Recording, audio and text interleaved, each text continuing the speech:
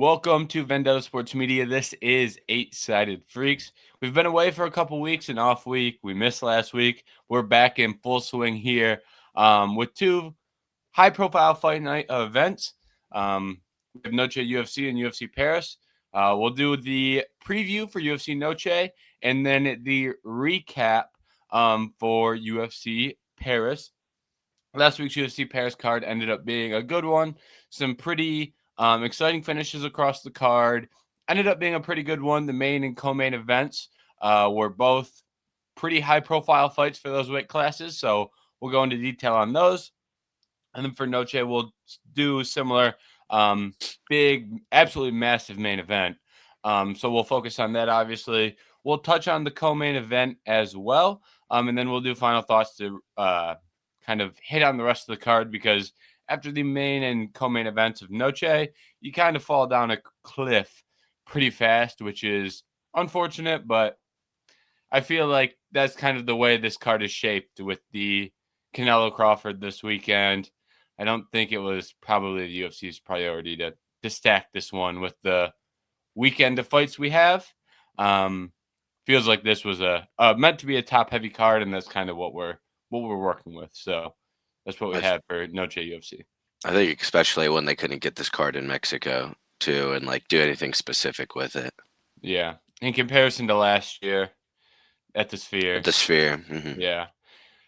Then you had the Grasso and Shevchenko title fights the last couple years, which, I mean, not the best fights of all time, but we had the first time they did this, we had a title fight main event of a fight night, which doesn't really get much better for a fight night card. So a lot of fun things they've been able to do with this card, but then when you can't have it in Mexico, had to bring it back. I believe it's San Antonio. I think so. Yeah, so this event kind of went off the rails, and then obviously Canelo Crawford is taking the large majority of the fight world's attention, which is understandable. So UFC Noche playing a little bit of a backseat. So we will start at UFC Noche, and we will start at the main event, which is a good fight. Diego Lopes versus Gene Silva. I'd have to believe that if Gene Silva wins, he's putting himself in a pretty good position to fight for a title. I think Diego Lopes would probably need, a little bit more. But Gene Silva, with an impressive performance, would kind of just be in talks with Lerone Murphy at the moment, it feels like, as the other guy in title discussions. And then it comes down to kind of timing, who looked more impressive. It's going to be a tough hill to climb for Gene Silva after Lerone Murphy's knocked out of Aaron Pico, but he's at least got the opportunity. What do you make of this featherweight matchup to headline Noche UFC? Yeah, I agree. I think this is one of the better fights that you could put on in the entire sport. I think these are two pretty big fan favorites too, I would say. I think a lot of people were hyped for that Diego Volk matchup, and I thought it lived up to a pretty good fight, even though Volk, could see outclassed him a bit. But yeah, I think that Gene has his own level of hype, and also besides just the rankings and stuff in this fight, I think they're both incredibly skilled fighters themselves too. So it should be a fun one. Yeah, I'm in a similar spot too, because I kind of don't know where to go as far as a prediction for this fight. Well, I've made my prediction at this point, but I thought pretty long and pretty hard about it. But every time I think about this fight, I kind of just think about this being super competitive and entertaining. I don't really think either guy is going to grapple extensively for long periods. And I don't think either guy's really good enough at grappling to have extended grappling success, because both guys peak grappling skills are submission skills. It's not, takedowns and control time and doing things like that. It's both guys have really good submissions. I'm not trying to discredit that, but it's not the type of grappling approach that's going to lead to 18 minutes of top control time. It's, one guy shoots and the next guy's jumping a guillotine, and I don't think either guy is going to be spending time in top position, kind of slowly working to a submission.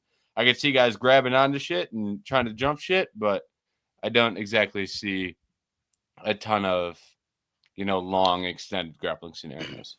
It's more like defensive grappling that leads to certain submissions that looks like offensive. Where Diego was it against Movsar in his like debut fight where I mean Movsar was trying to control him for 25 minutes and Diego just threw up like 30 submissions in the meantime of that. So yeah, I think I would definitely agree with that too. Which if that plays out like that, for mostly 5 rounds on the feet between these two, I think would be incredibly fun. If it does, I guess, last that long, but one of these people might find a finish in there. Yeah, and the counterpoint to that is both guys are durable as well. I think Gene Silva's durability is a little less tested, but he's taken some shots. Drew Dober hit him a few times. Kevin Vallejos hit him in that Dana White Contender Series fight, which out of every single Dana White Contender Series fight in history, that one might be aging better for the winner than anyone else. And for Vallejos, it doesn't exactly look like a terrible loss either. So he seems to be pretty durable, and Diego Lopes took some shots against Volkanovski. I was rewatching that fight, and Volkanovski lands like a really clean hook right on the button, and Lopes stands there and eats it. So I think, both these guys, I have a lot of respect for their finishing abilities, but I also have a lot of respect for both guys' durability as well. So from all angles here, whether it be durability, willingness to get in the pocket and trade, actual finishing ability. I think there's a lot of traits here for both of these guys that just scream like we're going to get 25 minutes of a fight of the year contender here. And with that being said, if either guy gets a finish, like hats off to him for whatever either guy has to do to get a finish, especially if it's a knockout. Obviously, I'd be stoked for either guy if they get the sub, but that's a little bit, you catch someone in a deep enough guillotine, they're going to sleep no matter how tough they are.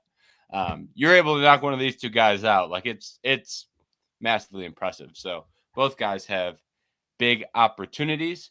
And then betting odds here to throw those out. We have Diego Lopes at plus 205 as the underdog and Gene Silva as a minus 260 favorite. So those are the betting lines at the moment, which I mean, I don't really agree with because Lopes was plus 205. yeah, a lot of the things that we've kind of talked about so far today are all things that, in my mind, make it a minus 110 a piece spot or a minus 130 one guy and plus 110 another guy.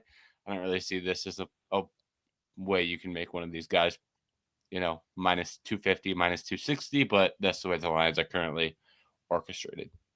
Yeah. I mean, it's tough too because I was going to say, I think Lopes with his forward pressure and everything, and the way he does like to fight, and obviously as we've said, he can take a shot. He also obviously has a whole lot of power in him too. But I mean, he got outclassed by Volk, but that's Volk. Like no one else in the division has that footwork. I don't think Gene Silva is going to be able to stay away from all of Lopez's power punches, or for most of them, like Volkanovski was, and Volk does have that such great head movement and footwork and everything to where I wanted Lopes. I thought his best chance in that fight was to yes throw the one punch, throw the 1-2. You're gonna have to eat one back, which he doesn't care about.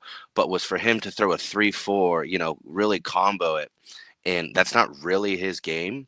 But in this one, I think he could probably get away with throwing 1-2 the whole time. I don't think Gene Silva's really gonna cut the cage and do all this other stuff as much as Volk was. So I think this could be. And I don't think Gene Silva is like a huge necessarily combo guy either. So I think this could be a lot of just constant like 1-2, like oh my god, they both just jabbed or hit each other incredibly hard. Then they take a break real quick and then they go back 1-2, 1-2. And so I can also see this going a little bit longer, but or to whoever decides to fully open up one of the times and decides to. It's tough too because I don't really know. I get both of them are doesn't sound as enticing when it's Gene Silva on the other end and not Volk standing in front of you too, though. Yeah, and it's weird because like Volkanovski at this point in his career, like I think it's fair to say he's regressing, but his biggest regression is physical attributes and notably the chin and the durability. And Diego hit him hard and dropped him a couple times, but like from a skill for skill perspective, like he is so much better than Gene Silva.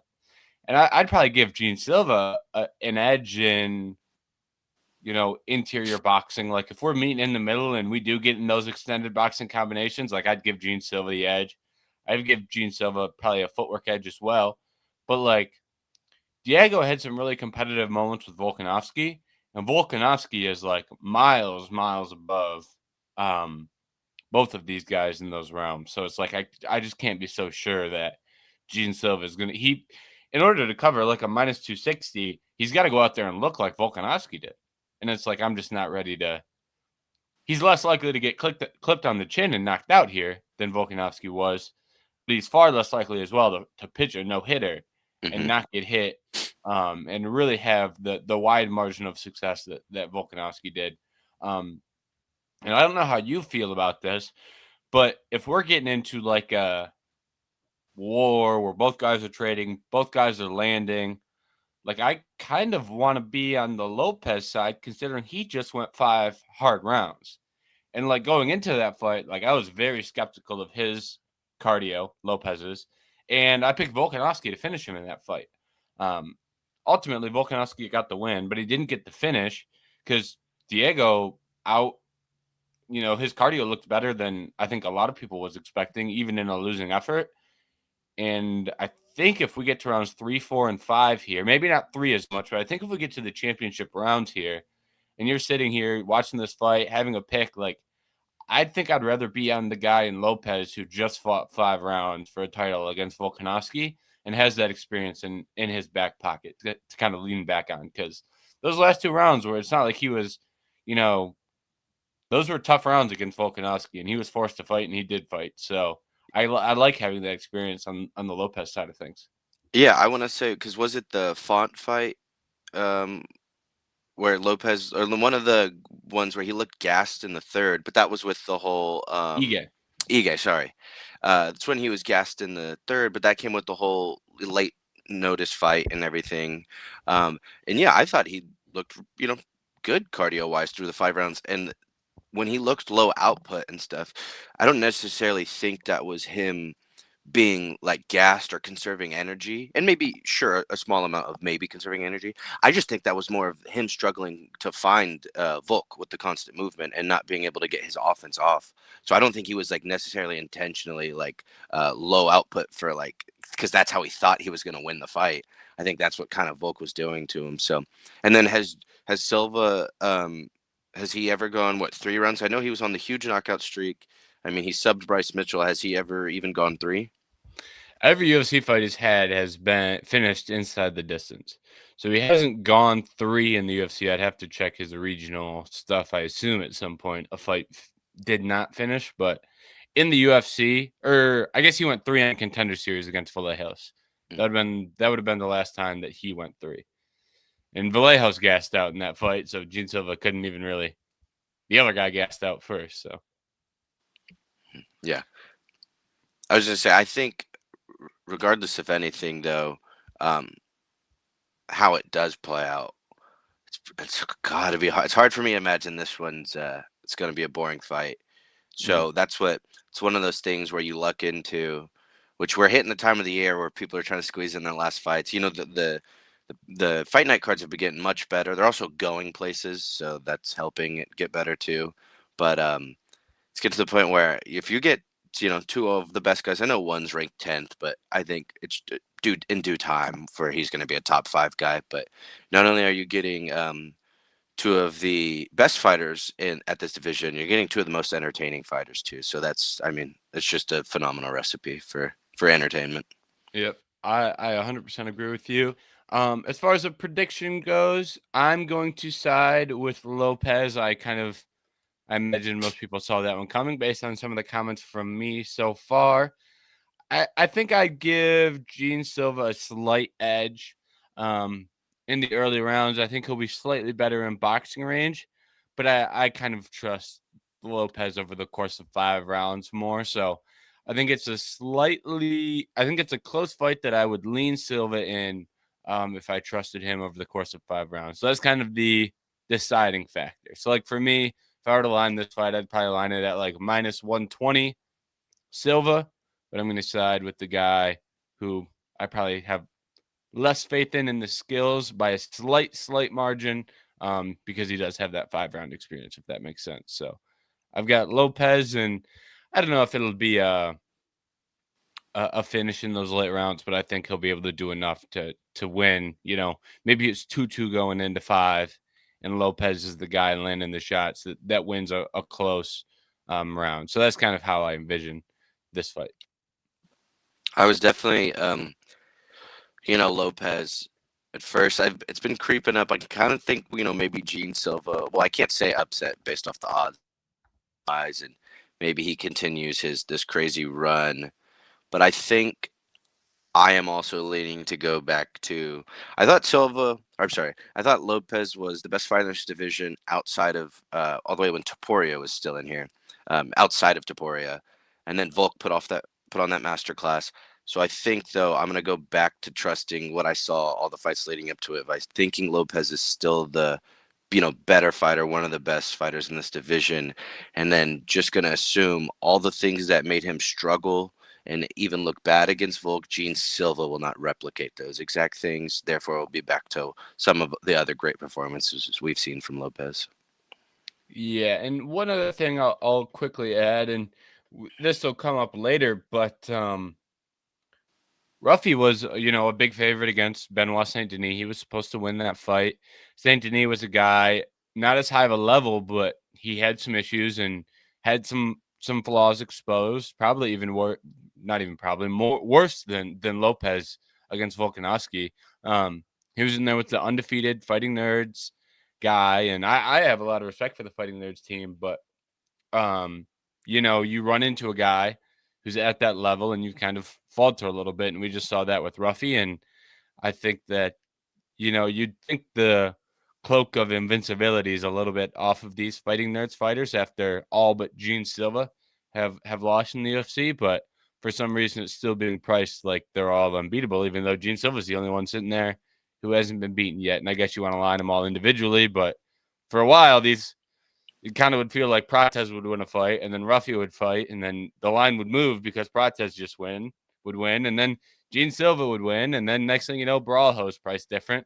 So when you look at all these betting lines, they all kind of correlated to them all being successful. But now that they've all kind of stumbled a little bit, Prates got back in the win column after his loss to Ian Gary, but Gene Silva is still being priced like they all are at their peak, and he hasn't lost yet, but I think it's pretty clear it's far from invincible days for the Fighting Nerds, as much as I respect that team. That's why it's crazy too if he loses and then just like that, snap of the fingers, no one's undefeated anymore. They were like, this is the best gym in MMA, or like, they were gonna win gym of the year or whatever. And it's like, oh, all 4 of these people could be champions, and then just like that. But then also, as is the fight game, it's okay to have one. It's okay to have multiple losses on your record. That is fine. But you know how MMA fans are, or just any fan across any sport. When you see undefeated or a 0, there's always that level of I don't want to say aura, but there's always that thing of people put importance on. Yeah, and it's not even like anything is like, it's not like Prates lost to Ian Gary and it's like, oh my god, this guy sucks. Like, Borralho's still a really good fighter. Ruffy was my one that I thought got overhyped because he was with the other 3, but yeah, Ruffy might be the odd one out, but at least for the other guys, like, it's not like it's end of the world for the Fighting Nerds. Even if Gene Silva loses here, there's at least 3 of them are going to be ranked fighters for a long time, and they've got more prospects coming up. I think they've got a guy fighting on Contenders this upcoming Tuesday, so like, it's not the end of the world for any of them. I agree. All right, moving on down to the co-main event, we have Rob Font versus David Martinez. This is a late replacement fight. The original fight was supposed to be Rob Font versus Raul Rosas. Rosas forced out with injury. David Martinez steps in, and it's kind of a weird fight. Obviously, a lot of short notice fights are, but Rob Font's a veteran, a gatekeeper at bantamweight, and David Martinez is a solid prospect, a good prospect. I believe he's 27, but he's 1-0 in the UFC with his only win coming against a guy who I think got cut after Martinez beat him. So he essentially beat entry-level competition, which I have no problem with fighters beating entry-level competition for their entry into the UFC.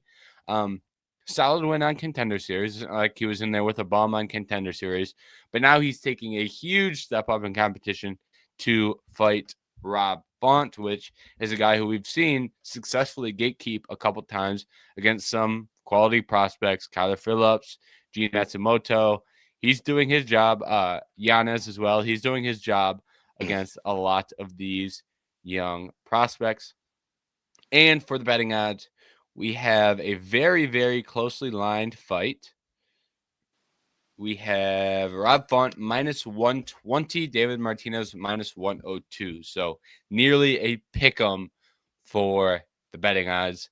Anthony, what do you make of this bantamweight matchup? Well, we were talking about it before. Obviously, the Raul Rosas was a fight I'm sure people wanted to see, and that wasn't even for like necessarily straight technique and talent and all and entertainment value inside the octagon of how the X's and O's would play out, but just of course for namesake. I mean, Rosas is still a name that they're trying to build, and Font is a gatekeeper, as you were saying. He listed off in his last two fights some of the prospects or the up and coming guys that he's been deflecting. So now I think it still works out though. And Rosas would have been one as well. And now I think it still works. That same thing still holds. It's just maybe a different type of prospect for sure. So I still think you get the whole prospect versus gatekeeper match with everything. So at the end of the day, I think it's not the worst pivot on a co-main, especially for how the rest of this card looks.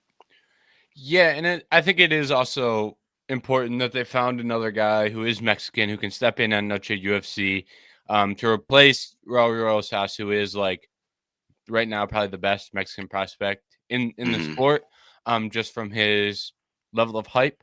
So I also think that's nice because some of these fights, like when we had Kevin Highland and JDM fight on the first Noche, that was a fun fight, but it was kind of like this kind of feels out of place in a card full of Mexican matchups. So it is nice to kind of keep that theme and not just have Rob Font versus like a random guy from Brazil or something along those lines. So or in the last Noche when like everything was a banger, and then yeah, Valentina Shevchenko and Marab ruined that. yeah, that is true as well.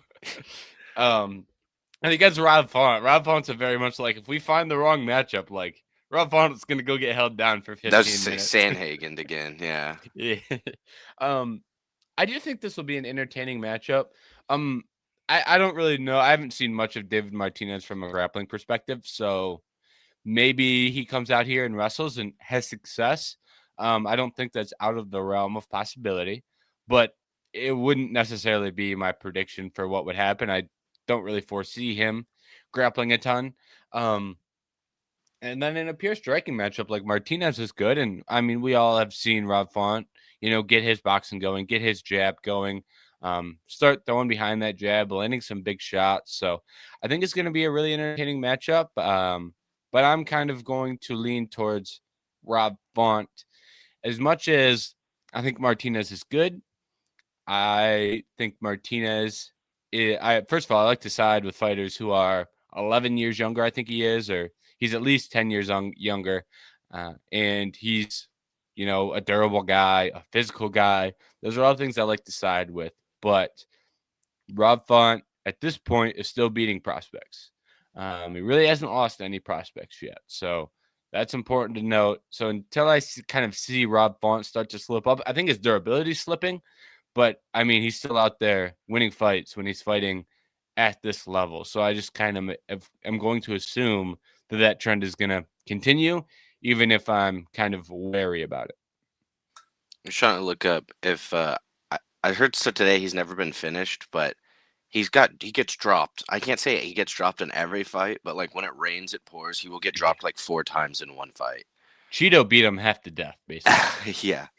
So that is a concern. It's like, even though, I mean, yeah, his durability, apparently he hasn't been knocked out, but he gets he gets dropped a little bit. So, but I am intrigued to see how Martinez looks. I'm trying to remember. I'm pretty sure I watched the first one, but I think this is a good shot on a Noche card to get more eyes on him too. So I'll be glued in to see how that goes. But I was kind of with you for not knowing a whole lot about Martinez. I just think Rob Font's still a really great boxer, and I think when your best weapon's a jab, which I think is one of the most important punches, especially in boxing, but also with UFC too. I think prospects can struggle with that when someone has a really good jab too. So I think that's why he has been so successful because it can really. You can build your whole offensive arsenal around that, and I think it also a jab really can stifle someone's offense. So I think that's why he has been so successful against all these up and comers and prospects and stuff. So I'm lean on his boxing and his vet experience, and I'm gonna trust that we're still going knockdowns and not knockouts right now. Hopefully.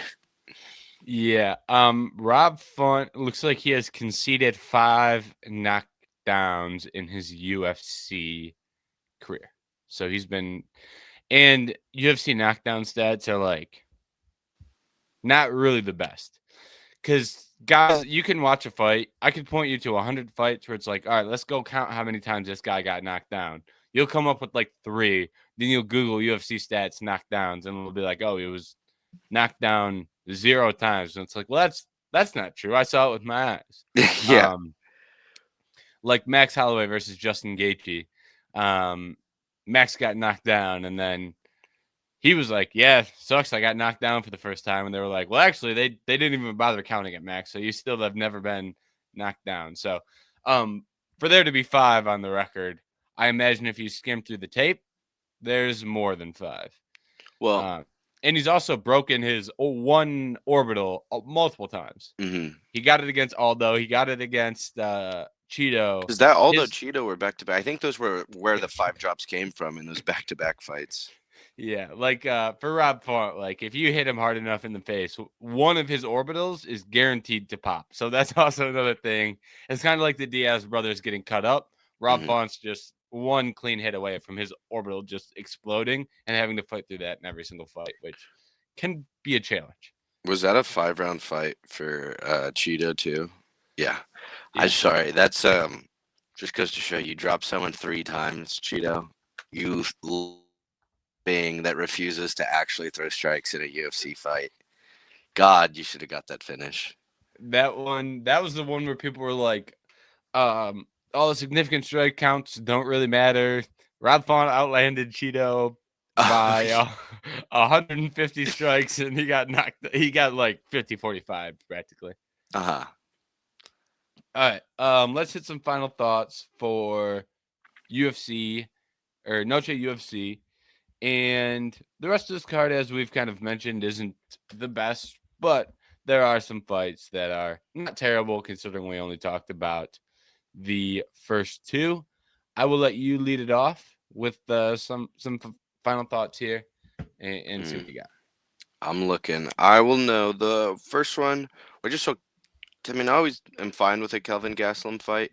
I heard he just missed by 5 pounds earlier today, which is not a great sign. You can go about it more. Getting 35% of the purse in the fight time.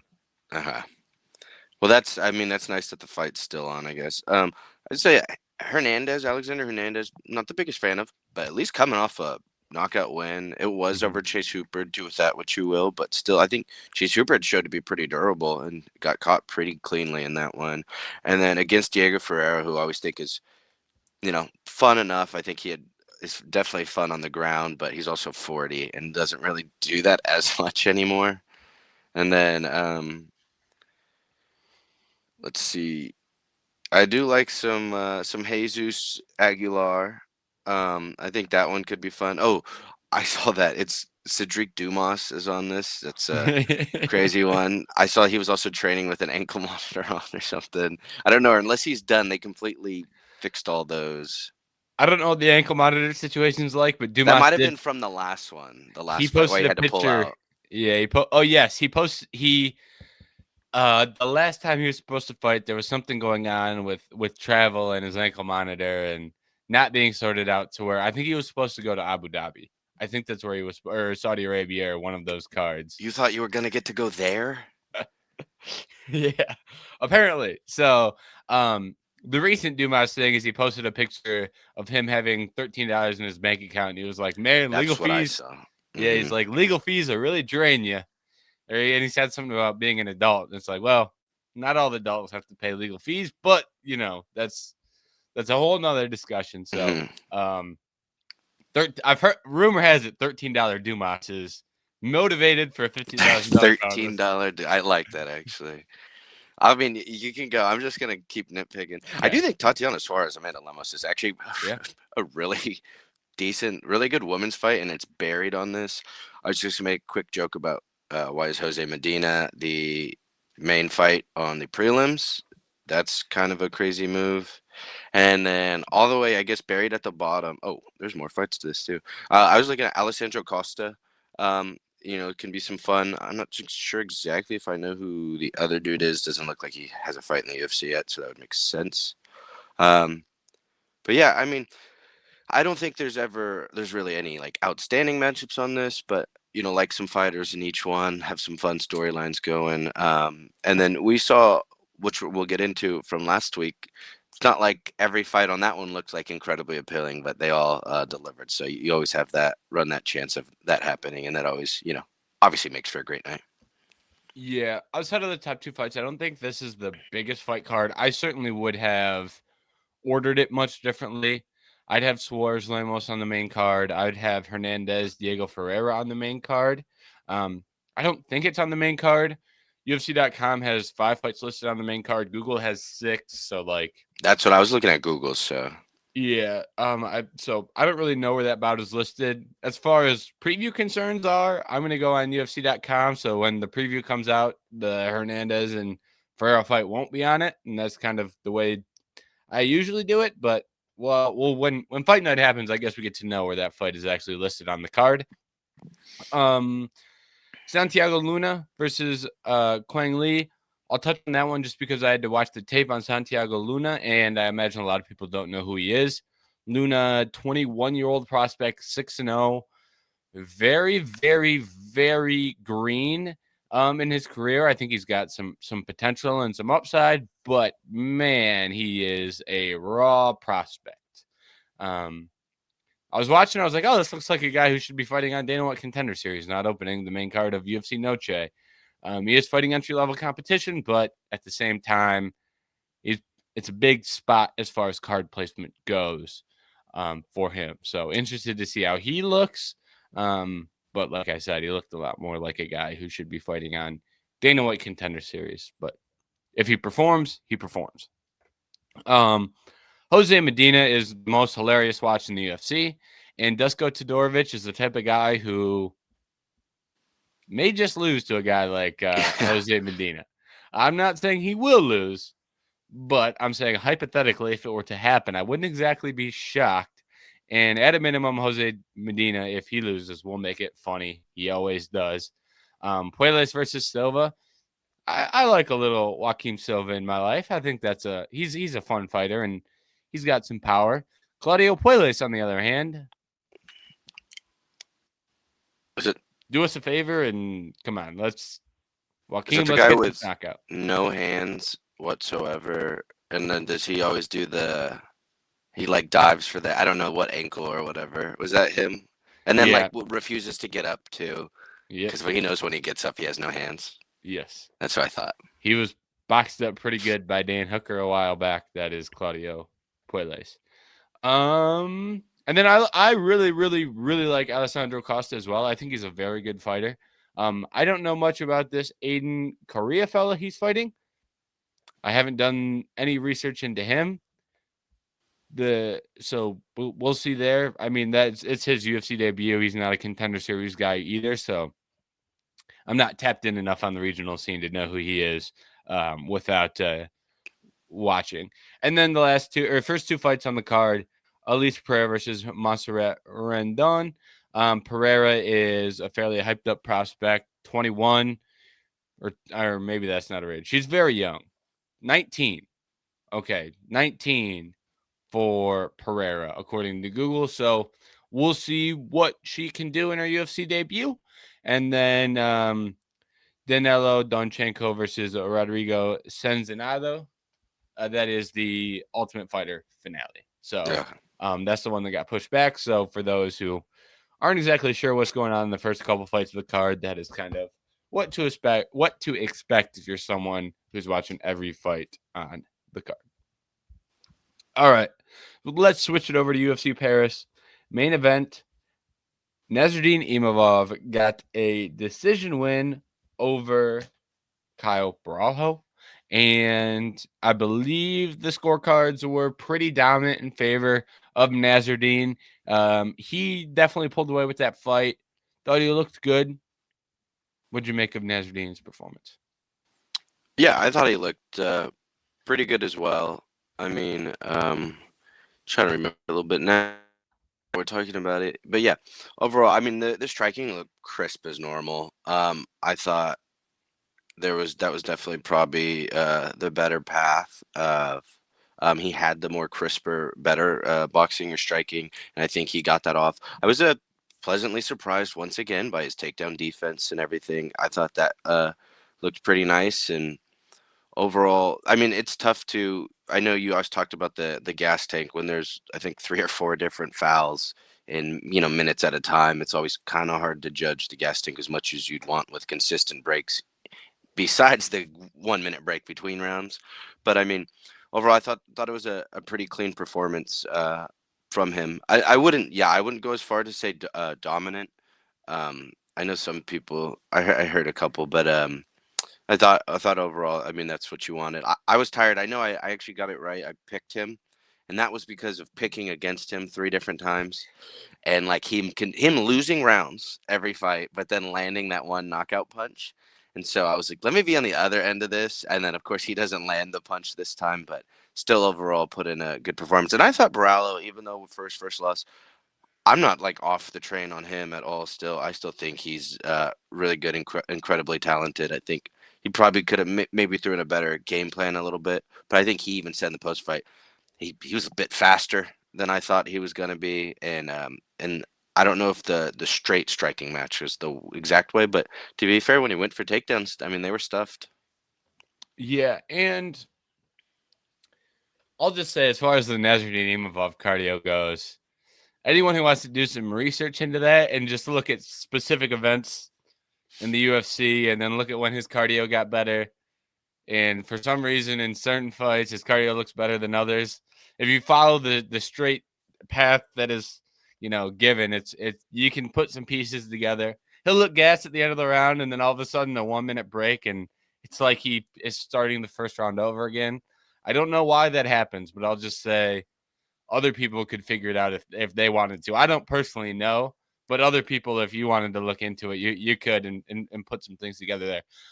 But regardless of that, I thought he did a good job punishing Borralho with his speed. I thought he did a really good job with that, and that's something he's done well in multiple of his most recent fights. I kind of well, actually, before I get into that, on the Borralho side as well, can we get a grip on these eye pokes? I mean, we let the guy fight straight hand, fingers directly in his opponent's eyes. Like, can we get a grip on that, please? And then when he pokes him, it's like, hey, you've been had your fingers out all night. Can you stop that, please? Then he pokes him for a second time, and it's Mark Goddard's begging him, like, come on, I don't want to have to enforce the rules, please. It's like it's gotten ridiculous, especially with him. He's such a long guy that like I'm just gonna stick my eyes out, and then like anytime Borralho tries to close the distance, he's like running the risk of getting eye poked. Pretty ridiculous there. And then he pokes the Borralho in the eye, and then we just let him keep with the fingers out. Well, and I just wanted to say real quick too, that was my one issue. I don't love when the refs constantly talk to fighters, but after he's already eye poked once or twice, he's like, I wouldn't mind. He's like his hands are still completely out. Like, maybe let him know that, like, hey, you're still doing it, by the way. Yeah, But like, and then if you already let him know, pre-warn him after 2 warnings. I'm saying you warn him mid-round and he does it again. It's like, geez. yeah. I felt like Mark Goddard was scared to death he was gonna cause a draw. It's kind of what it Yeah. felt like to me. Because I'd have to go back and look at the scorecards. Because like you said, it's Friday and the fight happened last Saturday, so it's been almost a week. So I don't remember the scorecards off the top of my head, but I don't think it would have been a draw if he took a point. Regardless, that shouldn't be in your thinking Yeah. when you take points. But like, my God, it was really frustrating to watch. Especially, it wasn't in the first couple rounds. It's like, oh, he's got his fingers out, but then once he lands the eye pokes, and then keeps the fingers out, that's when it gets really infuriating. And that was the later portions of the fight, and that's kind of when Borralho was trying to work his way back into the fight as well. I think like hypothetically speaking, if that's not an issue at all and he doesn't do the finger sling all night, he still probably wins. I'm not trying to make it seem like that's an excuse for why he won the fight and Borralho lost. He still probably wins, which is also makes it even more infuriating because we're just adding asterisks next to performances that don't really need asterisks, and we're making the fight so worse. And you're trying to earn a title fight, and you go out like it wasn't knocked down enough of a performance to where Anthony Hernandez can't steal it or Reiner Duetter can't steal it here. I think they fight in October. So like that needs to be noted as well. And then on the Borralho side, I kind of hated his game plan a lot. To be honest, like his takedowns are the worst part of his grappling. But when you can't get the takedown and you're not, going to have enough success on the feet, like there were times where Imavov was closing in the clinch and like almost initiating grappling himself. Like in those moments, like try and get a takedown, try and make it dirty, like re-wrestle off failed takedown attempts. There's a lot of things he could have done differently in the takedowns, whether it be an effort thing or a strategic thing to try and get more takedowns. Because the thing with the thing with Imavov is a lot of his takedown issues have come once he's been put on the ground. Like there's a reason when Brendan Allen took him down and spent a lot of time in top position, his striking looked a lot worse when he got back up in those second and third rounds. That didn't happen against Borralho because he never got in top position because he didn't work enough for those takedowns. So I wasn't a massive fan of the Borralho game plan, but I do think it's also worth noting that Imavov's one of the tougher matchups for him in that weight class. It's a guy who's tough to grapple and has a massive speed advantage over him. So I kind of see how we got to that point where he wasn't able to efficiently grapple. Mm-hmm. I was gonna say too. There's no one that's probably gonna be that much faster now. That's funny because you can only game plan so much to someone's fast or someone has this skill until you see it played out in the octagon. Because for that to be the first thing out of his mouth after the fight, I think he could tell it just gave him issues the whole night. But overall, I do. That's funny too because I do agree with you that a Fluffy or an RDR could definitely sneak one out. And I thought that fight overall was pretty fun, pretty good. Like had no problems. You look at the strikes, pretty even across the board, whether that be from total to head count to body strikes to leg strikes, everything. It's not like there was any crazy control time. Just a overall, I think, pretty good fight between two of the best fighters. But I think still the way how RDR won his last one, Fluffy won his last one. Depending on how that one plays out too, it could be live for sneaking and jumping the line there. Yeah, and we don't have to go too deep on what we want to see next from Imavov because I do think, that's a conversation that's better had after we see that Hernandez and De Ritter fight. And the one thing that I do think Imavov has is I think he's got much better resume, honestly, than those two guys. You add a win against the other guy to either of those guys' records, like Imavov's got the Izzy win, the Borralho win, Cannonier. Like he's got a pretty good run of victories in this weight class. Even the Brendan Allen win. I mean, Brendan Allen doesn't exactly light your hair on fire, but when he's the fourth best win in your run of recently, like that's better than a lot of other guys. So, and then for Borralho, I think this division's in a really interesting place, and I'm not exactly sure what I want to see from him because I think it's hard to match up guys in this weight class when he's probably not getting a Duplessis, but it feels weird giving a guy who just lost that big of a spotlight. But It doesn't feel like Duplessis is in the title picture, and a lot of the other guys are in the title picture at the same time. Like Izzy and Sean Strickland and Robert Whitaker, like, what are we doing with those guys? Would those guys even want to fight a guy like Borralho? And then if you go below Borralho in the rankings, like an MVP fight doesn't really make sense. He's already fought Cannonier. The Elite say doesn't make a ton of sense to me. Brendan Allen doesn't really stand out to me. Paulo Costa, not really a match. I could see a lot of other more entertaining things we could do with Paulo Costa. So I'm just kind of struggling where exactly to go with Borralho, and I think the answer may just be wait for the loser of De Ritter and Hernandez. As much as that's kind of, I think that might be easy pickings, but I think it might be the only option for him. I've as you were breaking it down, the DDP still maybe because for me just getting Borralho in there, but like, is that a fight Robert Whitaker should take? No, that's a fight they give him and he takes 1,000% though. Like, Yeah. I'm tired of watching Whitaker and Izzy, like, who fought every single person alive in their generation, and now that the new guys are coming, they just keep getting force fed. But the old guys that they already beat, they're still like, well, I don't know, maybe at this point, but they were still theoretically still better than those people. So it is tough because I agree with you. Besides Paulo, which I do think you could do more fun things with, I'm not really interested in anything else. So I would say, yeah, the best thing to do would still be to just probably wait for the loser then of whether that be Hernandez or DDR. Sorry, but yeah, Yeah. there's not. It's a tough spot. Yeah, I agree. And like the one thing, if you were to get one of these, like the Strickland, Izzy, and Whitaker matchups, I feel like all the guys in those weight classes are probably like, aside from those three guys, are probably like, yeah, I want to fight one. Come on, that's the offer I want.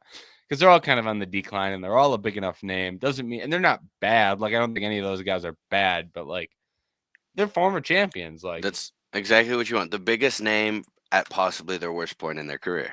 yeah, Or exactly. like at their worst point that yeah, they've skill wise too and health wise too, or age wise. Yeah. And the one thing I will say is those are three guys.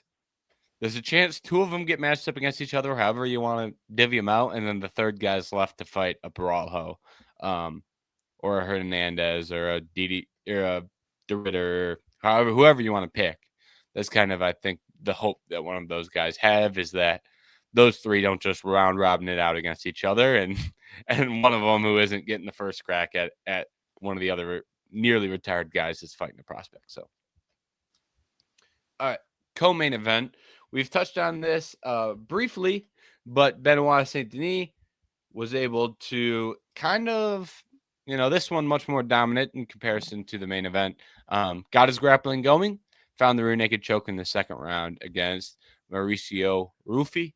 And that is Ruffy's first professional loss. What did you make of Benoit's victory and Ruffy's I don't like throwing the word fraud check around, but Yeah. if someone else said it, I wouldn't really argue with them. I'd be Hmm. like, I see where you're coming from. Yeah, I was gonna say, uh, I thought Ruffy was a little fraudulent. I still think he can be a ranked guy for sure, but I think as we were talking earlier, the amount of hype he was getting some of the hype that his other fighting nerd teammates who are ranked already and also deserve some of that hype. He was kind of getting lumped in, and um, chose him because I was going to trust me. Ooh, maybe he finds a knockout shot because of how disappointed I've been with BSD in his recent fights. Because I took Poirier in the Poirier one. Shouldn't really be too mad. I mean, that was still Poirier. Like, who am I to be like hold that loss against him? Um, but then the Moicano one kind of ruined it for me. But I guess I should also think that while I don't think Moicano's the greatest fighter, if Moicano gets everything he wants going and at his peak, that's what he can do to someone too. So I think I should have had that in my mind. But I also wasn't too happy with the Prepolek fight, who was like a late notice. So I that's agree. what really worried me too. So I was fine with taking the Ruffy side, but BSD just steamrolled him. Got everything on. Ruffy never got settled in or comfortable once there, and then on top of everything, which how far did that Mid second round. I was gonna say okay, because that Prepelic one, okay, went mid-second round too. Yeah, so I thought because I for that dude being like late notice and everything, it was supposed to. I think the odds for that Prepelic BSD round one finish was insanity, like minus extremely high, I think. So to see him do Ruffy the same way he did that, I also think is kind of funny. But I think yeah, got did looked phenomenal. Got in there, um, starched or stifled all of Ruffy's offense. Got his own offense going. Got his own wrestling going, and then got the submission. So Yeah, I do agree with a lot of what you said, and it's like when you're looking back at the recent run of Benoit Saint Denis, um, he had I still think the staff was a massive factor in the Dustin Poirier fight. Um, but Dustin, used his guillotines really well to really kind of force some of that fatigue onto Saint Denis on top of the staff. Like Dustin did some really good things, and then it's like Dustin got him in a position where he was able to land his boxing pretty efficiently. And it's like once Dustin gets to a point where he can comfortably land his hands, like you're probably gonna lose. Like it becomes a really tough fight that's to why he win. became a legend. You know, Yeah. everyone loves him. It's for those reasons. Yeah, exactly. And then I 100% agree with what you said about Moicano. I think Moicano, I don't think he's that good. But I think that the Benoit Saint Denis fight, Benoit let the ball roll down the hill a little bit, and Moicano's a guy who takes advantage of opportunities that he's given. He takes advantages of positions he gets, and he got an early takedown there, and then from there he was able to get to that body triangle, and he's unforgiving with ground and pound, and he did a lot of damage there. And it's like that fight, like Benoit Saint Denis wasn't quitting in that fight, and it's like I'm still to this day not convinced that if that fight keeps going, I'm not convinced Benoit Saint Denis doesn't come back.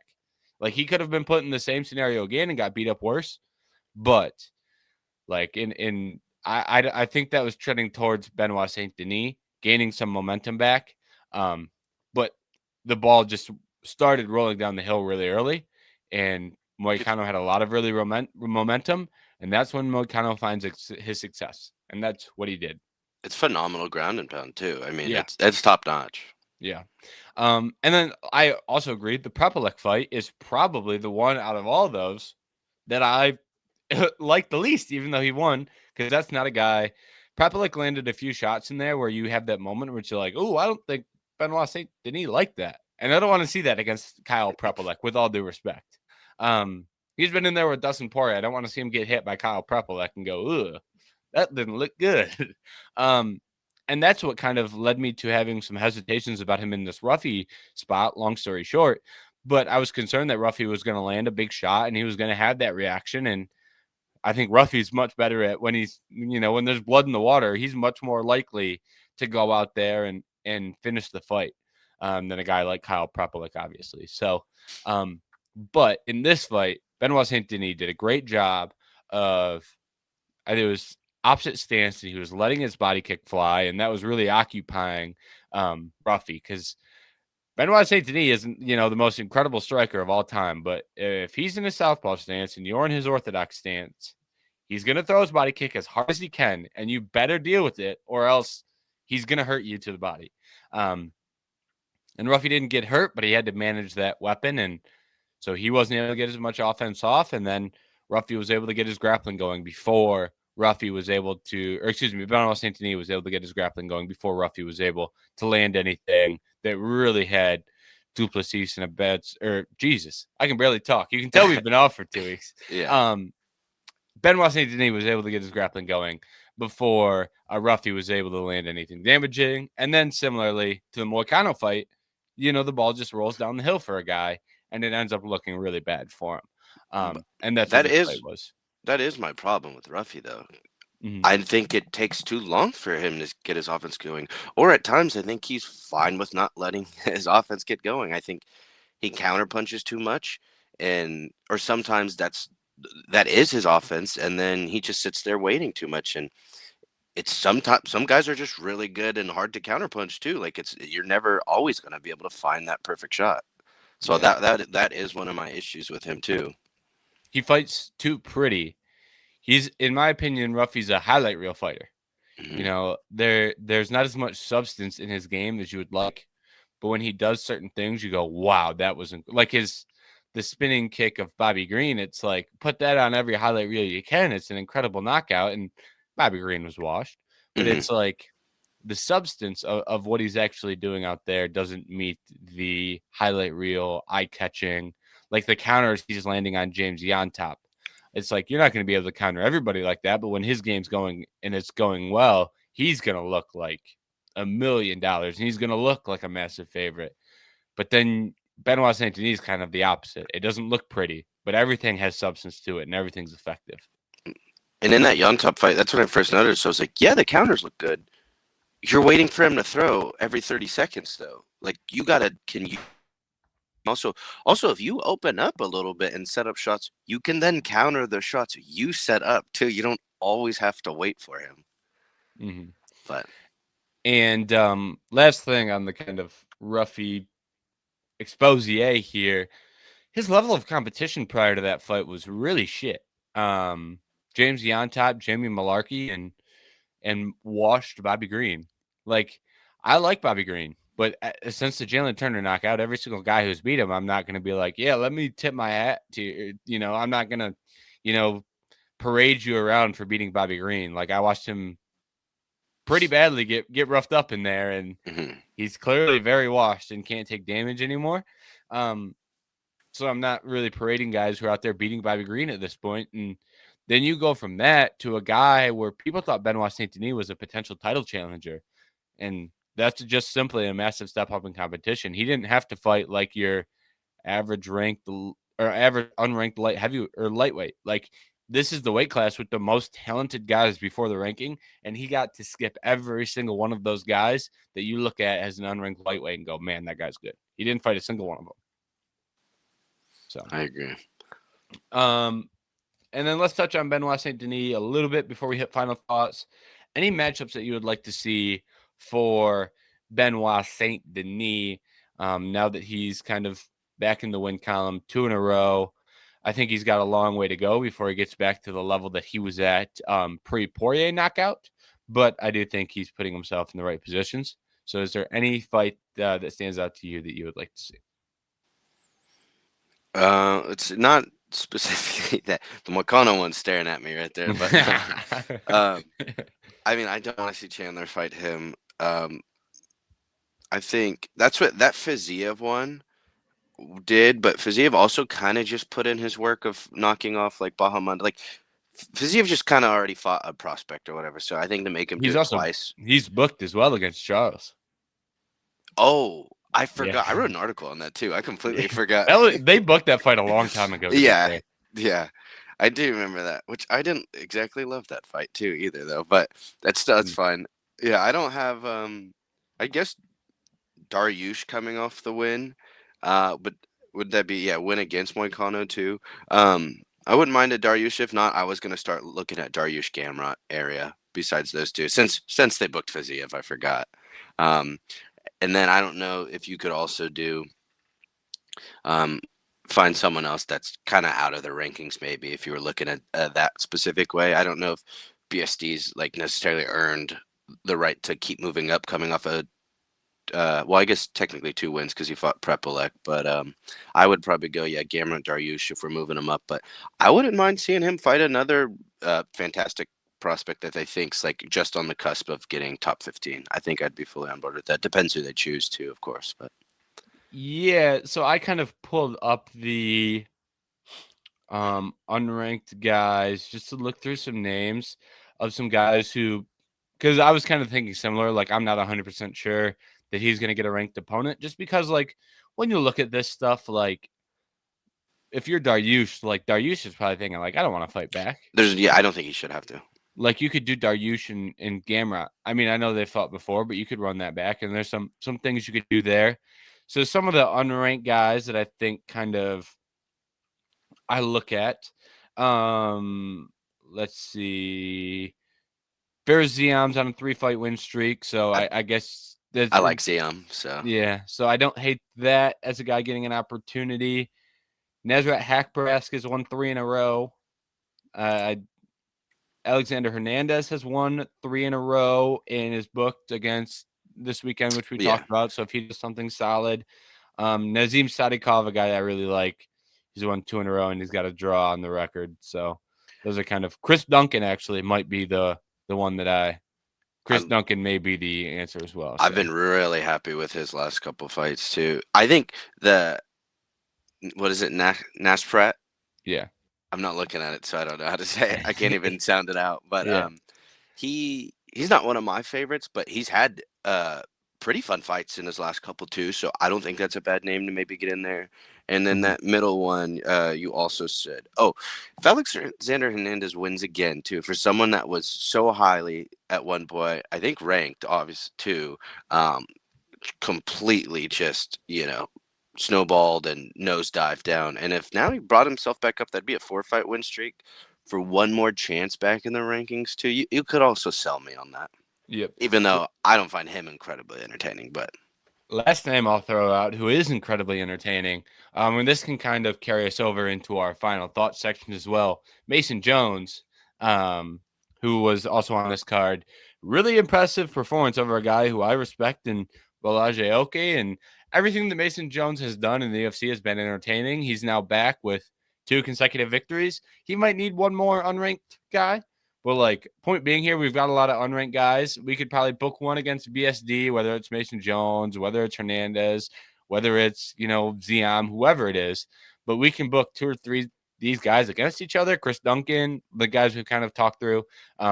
We could get some really entertaining matchups here going in the lightweight division. And kind of, people always talk about the era of prospects and stuff like that. But, we've got some good ones right now that could break into that top 15 and give us some fresh blood and some fresh entertainment. too, and some ones that aren't, just because obviously you're always going to get the patties and like other people that can like jump a lot of that and win like only 2 or 3 fights and then boom, they're ranked. A lot of people are naming, they've been putting in the work too, and like they've actually climbed. Like there are people in 2 or 3 years, once we see them, like if they're ranked 5th or something, and then we look back at their resume, we're like, these names they have on it too. So I do think I would be happy with starting to get some of these new people in here. And Michael Chandler out, please. He can fight. He can fight. Well, they're gonna give him one more. Yeah. Yeah. Yeah. Yeah, I do agree that, like you said, a lot of these guys have put in work. Like Chris Duncan isn't just like climbing the ranks for the fun of it. Like he is, and you could say that about any one of those guys. But a lot of those guys are doing it the hard way. So a lot of respect to him for that. All right. Final thoughts on the card for UFC Paris before we get out of here. I'll touch on Mason Jones real quick, and then I can send it over to you, because Mason Jones and Borralho Oke was a fight that I was thrilled for. I thought that was an outstanding fight, one that I was looking forward to. I had Borralho Oke, and I've written a lot of nice things about Borralho Oke, and I thought Borralho Oke was going to have a really nice finish on his hands. But Mason Jones, once again, proves to be a very tough guy and really got his pace going in the latter portion of that fight, turned it around. Really impressed with both of those guys. And Borralho Oke, we make him fight Mason Jones and Chris Duncan as 2 of his first fights in the UFC. Let's let the guy bring it down a little bit. Like, we really tried to fast track him. Bring it down a touch for me and let him get a little bit more seasoning before we throw him in there with some dogs that he's been having to fight. So, but I thought that was a pretty good fight, and I like that one. I'll start, picking some of these then. Bukauskas, we talked about it like kind of right before. A credible knockout on Paul Craig, where like as the buzzer sounds, you think that fight, he got dropped. Maybe it's going to round 2. Paul Craig proceeds to not wake up, so the ref has to call it. I will say I do think I missed the Axel Solo one, but you nailed it with the Gomes. That fight, I think, was all finishes on the prelims, and I know you always say he's arguably maybe the most boring fighter on the roster. What a way to like stop all the momentum. Luckily, it picked back up. This was a really phenomenal card if you love finishes. I think mostly knockouts, but I know a couple subs. There were some subs in there. The Omar Sy got a win. I'm still not the biggest fan of him, but in front of his home crowd, I believe, right? Is he French? Yeah, big crowd pop for him. Huge one. So that was good to see. The other one, I know Jerry had sent in the Harry Hardwick. Wasn't he the one that was talking about Anthony Smith and giving Yeah, up? Bro got yeah. his legs broken there by Fernandez. So I just thought that was kind of ironic and funny. Yeah. Um, is it Bizicek for Oh, Robert Robert Mychek or what? Yeah. Bicek? Okay, I thought that was a fun fight. That one went 3 rounds too. I thought both looked decent for there, but another great knockout. And then the one that surprised me was Curious Gustafson. That dude, that's scary. I saw you got a little bit of media play too before the fights of like I think his workout routine or whatever. But that dude absolutely mugged Chaos Williams. And I had Chaos. I think I don't think we picked him. I can't remember if it was a main event, but I think I had bet on him, and that was disappointing. He absolutely mugged him, and then he turns around and gets absolutely starched in 54 seconds, and like he like wilted Chaos with nonstop pressure, and it looked like a madman in there. One fight later, just gets absolutely ended in 50 seconds by Renat. I'm probably not going to try to pronounce his last name, but that was I thought a great win. After Gustafson did have a little bit of hype. Like I was intrigued to see his next fight after what he did, but. Yeah, this one I'll talk about some of these first ones because I'm not thrilled about some of these outcomes. For my own personal, nothing with the fight itself, but my own personal statements of things and bets that I've made. I bet on Chaos Williams as well. I'm like, oh well, I mean, this guy can't enter the pocket intelligently, as he says. He likes to go full, you know what mode. Mm-hmm. And I'm like, all right, well, he's gonna run into a shot from Chaos Williams, and he's gonna get folded in a minute. And I was like, this is the easiest I can see this coming a mile away. And then the same exact thing happened, but one fight later against Renat Fakhretdinov, who at that time I was like, all right, I don't really like Fakhretdinov either, so I was like, I'll take Gustafson to get this one. And I went 0-2, and I knew that he was going to run into a right hand. I just didn't exactly pick the right time there. And then Robert Bicek makes his UFC debut against Ihor Peteria. And I'm like, well, Ihor sucks. This is the worst guy in the UFC. I'll take Bicek. And he lost. And then he comes in here against Brad Tavares, a guy that's massively durable. Even though he's older, he's still career-long durable guy. And he gets the finish. And I'm like, come on, man. You couldn't get the finish when you were fighting Ihor in your debut, but now you're going to go finish Brad Tavares? I don't even know how you got this fight, let alone you finished the fight. So Yeah. those two fights really, from my own personal like predictions and betting standpoints, really frustrated me personally. But we had some other good performances here on this card. Sam Patterson just keeps ripping off wins. So shout out to him for that. And then Ante Delija coming in and making his UFC debut against Marcin Tybura. That's not an easy matchup in the heavyweight division. And he went right through Marcin Tybura. And I think it's funny that I'm excited about Delicia's future. And we managed to find the only exciting heavyweight out there who wasn't in the UFC, and he's Tom Aspinall's training partner. So it's not even a guy, it's not a guy that Tom can fight in the future, which kind of sucks. But I was happy with that too, though. Fights.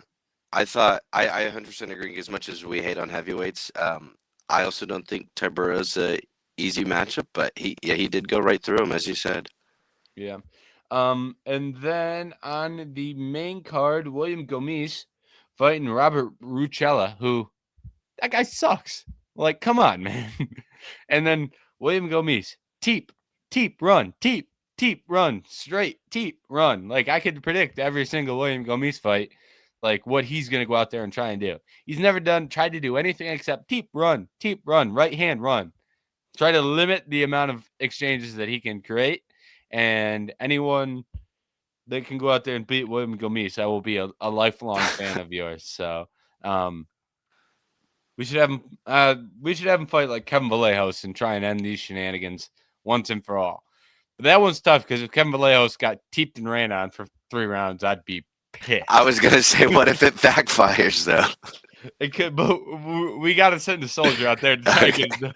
You got to take the risk. With everything, there's a risk and a reward, and I really would like to see the reward, but like you said, there is a risk that one could backfire. Axel Souza versus Reese McKee. Reese McKee sucks, and coming to find out, Axel Souza is a little better, but he was making his UFC debut, and I think he sucks too. So I'm not going to get thrilled about him, despite an impressive UFC debut. And then last thing I'll say, hats off to Paul Craig. Wasn't the best UFC fighter out there, but he was a fairly entertaining one.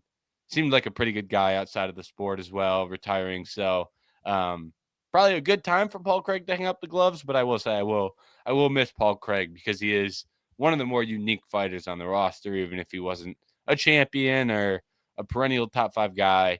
You know, he was a guy you'd see a lot on main cards, and he was a guy who, you know, would always go out there and try and provide a fun fight. So shout out to him. Good career and happy retirement to him. I didn't know he retired, but yeah, I would say all the same. It's always fun to see because you only see him every once in a while. As much as, especially maybe more nowadays, it's mixed martial arts, but it's kind of a bit of a specialist. But it's always fun to see how far a specialist can go. And then for himself, he had some real highlights in there too. Was that Magomed Ankalaev with like 1 second left, and the only loss on Magomed Ankalaev's career record is Paul Craig. Like snapping Jamal Hill's arm. It's like there's certain weird little tidbits in there that'll piece together a career. Yeah, I'd have to double check, but I think Paul Craig is 3-0 against UFC champions because he's got Hill, Magomed Ankalaev, and I believe he got Shogun when Shogun was like really old and like still. So like at the time, it's not a great win, but like in hindsight, Paul Craig, I have to double check the stats and everything, but I believe he's undefeated against UFC champions in his career, despite retiring with like a 9-9 UFC record or something along those lines. So arguably could have been the best champion of all time. Yeah, if you can't lose to champions, then all of a sudden, if he were to have the belt, then he couldn't lose it all. All right. That's going to conclude the show for today. Thank you to everyone for tuning in. Apologies for the layoff. We kind of planned the 1 week. The second week was not as planned, but we will be back with regularity. We've got some good cards coming up. Next week, we're there in Sydney with a main event that, wow, is that important all of a sudden. Carlos Ulberg versus Dominic Reyes. And then we're rolling into a pay-per-view the week after that. So we've got some big fight cards coming up. We'll be here to discuss. Also, head over to vendettasportsmedia.com to check out written articles. We'll have our preview up. I'll try and get best bets up to date as well. So check those out for us and make sure to like and subscribe on the show. We will see you next week.